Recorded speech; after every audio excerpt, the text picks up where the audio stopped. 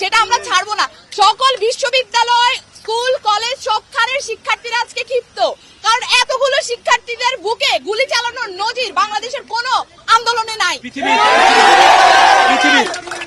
266-র বেশি মানুষ মারা গিয়েছে, যেটা ডকুমেন্টেড, কিন্তু বাংলাদেশ সরকার প্রকাশ করেছে যে এখানে 150 জনের মতো মারা গিয়েছে। তারা সঠিক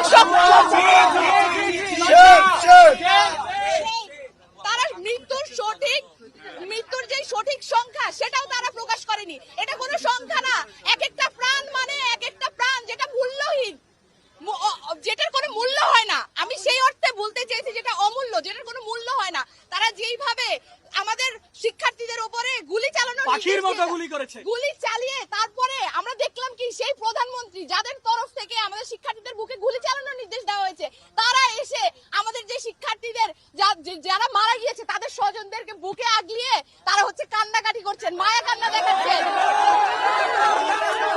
কান্না দেখাচ্ছেন। এবং আমরা